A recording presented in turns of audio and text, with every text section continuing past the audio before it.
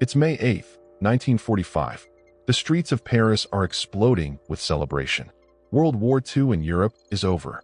Nazi Germany has surrendered. Millions are cheering, dancing, kissing strangers. Photographers are capturing what they're calling the greatest moment in modern history. But here's what they don't show you in those iconic photographs. The Black and African soldiers who were specifically ordered to stay out of sight during the victory parades. The men who bled the same blood, stormed the same beaches, and liberated the same concentration camps, but were deliberately erased from the victory photos because their presence would complicate the narrative. I'm about to tell you a story so unbelievable, so deliberately hidden, that when you hear it, you'll question everything you thought you knew about World War II. This isn't just history. This is theft. The theft of honor, recognition, and truth from hundreds of thousands of Black warriors who saved the world and were thanked with betrayal. Let me take you back to 1943. While most Americans were hearing stories about D-Day and Patton's army, there was another massive military force fighting Hitler that barely gets mentioned in our textbooks. Over 500,000 African soldiers from French colonies, Senegal, Mali, Chad, Algeria, Morocco, were fighting on the front lines in Europe. Additionally, over 1.2 million African American soldiers served during World War II, with more than 125,000 serving overseas. Now, why does this matter today? Because the erasure of these soldiers from history wasn't an accident. It was a calculated decision that reveals something sinister about how history is written, who gets to be the hero, and why certain stories are buried while others are repeated until they become the only truth we know. Let me introduce you to some names you've probably never heard in any history class. Corporal Waverly Woodson Jr., an African-American medic from Philadelphia, Pennsylvania, who on D-Day, June 6, 1944, was injured by shrapnel when his landing craft hit a mine at Omaha Beach. Despite his wounds, Woodson set up a medical station and worked for 30 hours straight, saving over 200 men. He removed bullets, administered blood plasma, performed amputations, and even resuscitated several drowning soldiers. His commanding officer recommended him for the Medal of Honor. He never received it. Why? We'll get to that. The 761st Tank Battalion, nicknamed the Black Panthers, an all-black armored unit from bases in Louisiana and Texas that trained at Camp Claiborne and Fort Hood. They landed in France in October 1944 and fought for 183 consecutive days, longer than any other armored unit in the war. General George Patton himself told them, "I don't care what color you are as long as you go up there and kill those Kraut sons of bitches."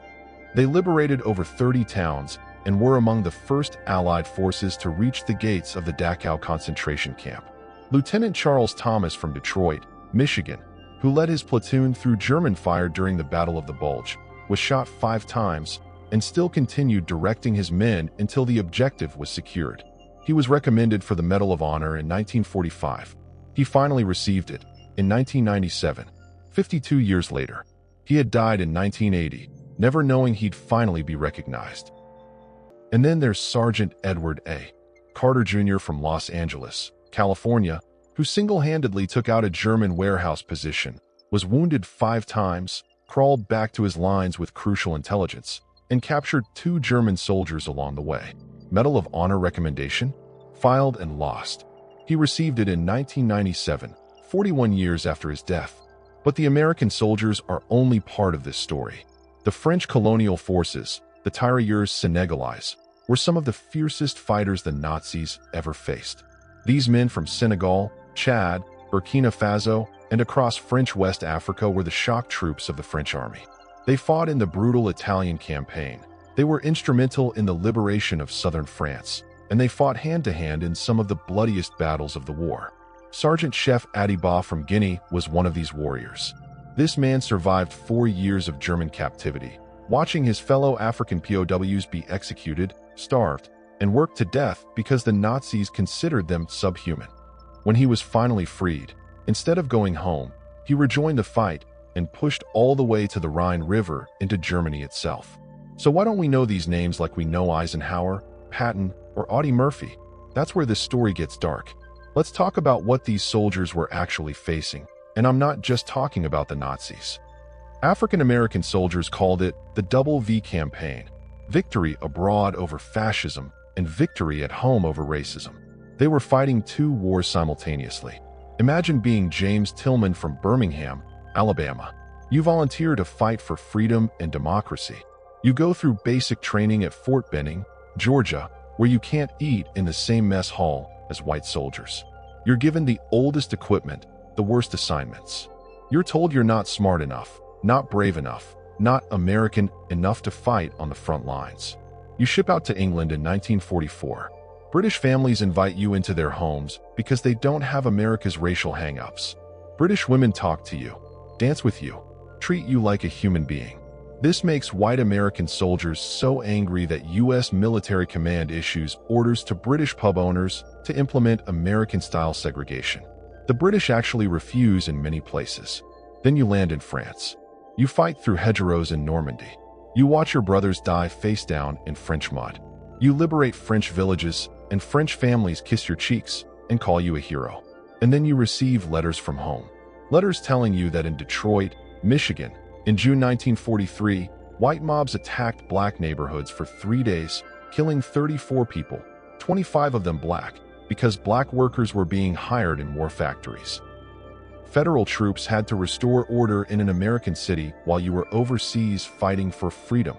Letters telling you that in Beaumont, Texas, in 1943, white shipyard workers rioted and destroyed the black business district because black workers were being promoted.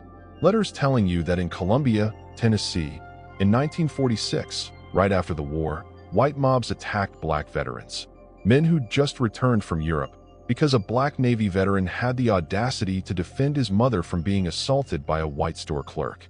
You're dodging Nazi bullets while your family is dodging American terrorists. This was the psychological warfare these soldiers endured. Now let's talk about what the African colonial soldiers faced. These men were recruited, often forcibly, from villages across French Africa with promises of pay, pensions, and French citizenship for their service. They were told they were fighting for liberty, equality, and fraternity. Sergeant Yoro Jiao from Senegal watched his entire unit get slaughtered in the Battle of France in 1940 defending a river crossing so that French and British forces could evacuate. When he and other African soldiers were captured, the German SS executed hundreds of them on sight in what historians now call the French Campaign massacres. Estimates suggest between 1,500 to 3,000 African POWs were executed by German forces who refused to treat them as legitimate soldiers. Those who survived German captivity faced something almost as deadly: French racism. After the liberation of France, the Free French forces, now backed by America, began a process called le blanchiment, literally the whitening. This was a deliberate military policy to remove black African and North African soldiers from combat units and replace them with white French fighters, because Charles de Gaulle and American command didn't want liberation photos showing black soldiers as the liberators. Let that sink in. The same soldiers who had bled to free France from the Nazis were being systematically removed from the army so that the liberation would look whiter for the cameras. Leopold Sédar Senghor, who would later become the first president of Senegal, was a French colonial soldier and a prisoner of war. He watched this betrayal happen in real time. He wrote, "We were good enough to die for France, but not good enough to be seen liberating her." By 1944, the tension was unbearable. African-American soldiers of the 92nd Infantry Division, the Buffalo Soldiers, many from cities like Chicago, New York, Cleveland, and Philadelphia, were fighting in the brutal Italian campaign, some of the most unforgiving terrain and combat in the entire war. They were crawling up mountains, fighting in winter conditions, taking fortified German positions. They were also dealing with white American commanders who didn't believe they could fight, who gave them inadequate support, and who blamed every setback on racial inferiority. Lieutenant Vernon Baker from Cheyenne, Wyoming led his weapons platoon in an assault on German mountain positions in April 1945. He personally destroyed 3 machine gun nests, an observation post, and a dugout, killed at least 9 German soldiers, and eliminated several enemy positions. Of the 25 men in his platoon, only 7 survived the day. His white company commander submitted him for the Medal of Honor. The Army downgraded it to a Distinguished Service Cross, the second highest award. The official reason? Never given. The real reason? A 1993 study commissioned by the Army found that systemic racial discrimination prevented African American soldiers from receiving the Medal of Honor during World War II. Baker finally received his Medal of Honor in 1997 from President Clinton.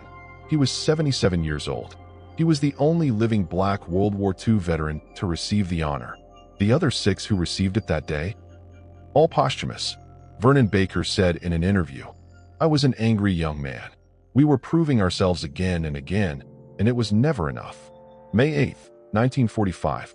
V-Day. Victory in Europe. In Paris, the French government is staging massive victory parades. General Eisenhower is coordinating photo opportunities. This is the moment that will define the war in the public memory. And here's what happened. The U.S. military and French command specifically ordered that as many Black soldiers as possible be kept out of the official liberation parades and photographs. This isn't conspiracy theory. This is documented historical fact. General Charles de Gaulle sent a letter to French forces in 1944 requesting that the units entering Paris be as white as possible. General Eisenhower's staff coordinated with French command to ensure that newsreel footage emphasized white American and French troops. The 761st Tank Battalion, which had fought for 6 months straight, was deliberately positioned away from photo opportunities. The African colonial troops who had liberated Marseille, Toulon, Lyon, and Strasbourg were systematically moved to the background or sent to barracks. Why? Because American and French leadership didn't want the wrong image going out to the world. They didn't want Americans seeing Black soldiers as liberators because that might give Black Americans ideas about equality back home. They didn't want French colonists in Africa seeing African soldiers as conquerors. When African colonial soldiers returned home to Senegal, Chad, Mali, and other French colonies, they returned as changed men. They had seen Paris. They had fought as equals alongside white soldiers, when allowed.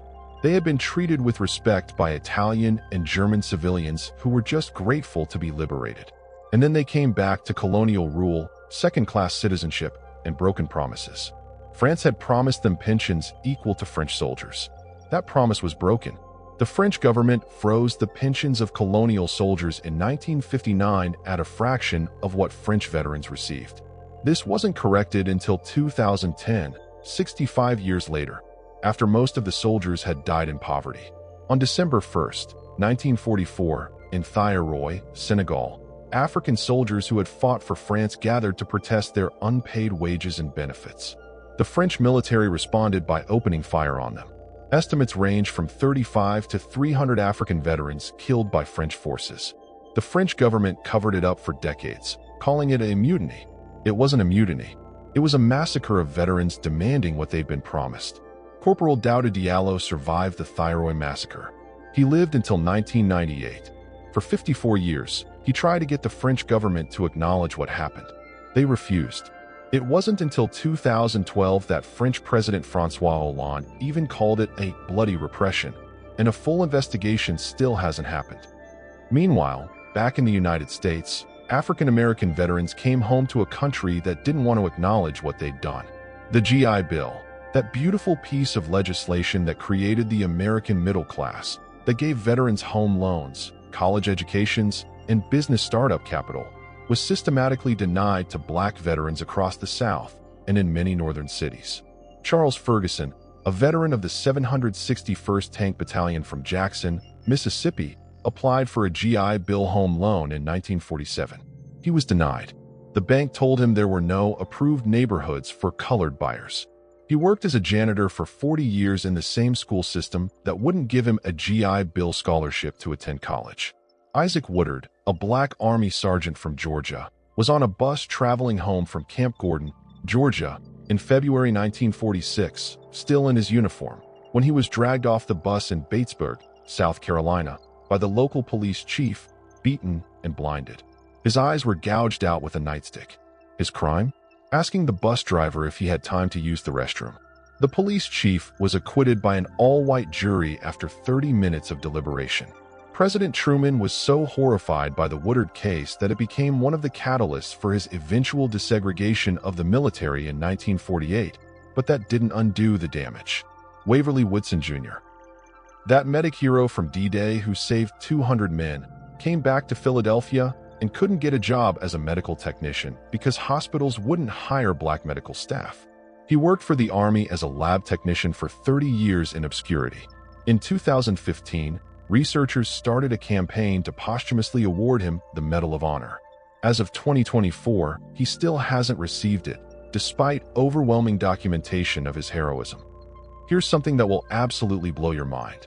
For decades, the U.S. military archives had thousands of photographs of black soldiers in combat, at liberation moments, treating concentration camp survivors, entering German cities, and these photos were systematically excluded from official histories, textbooks, and documentaries.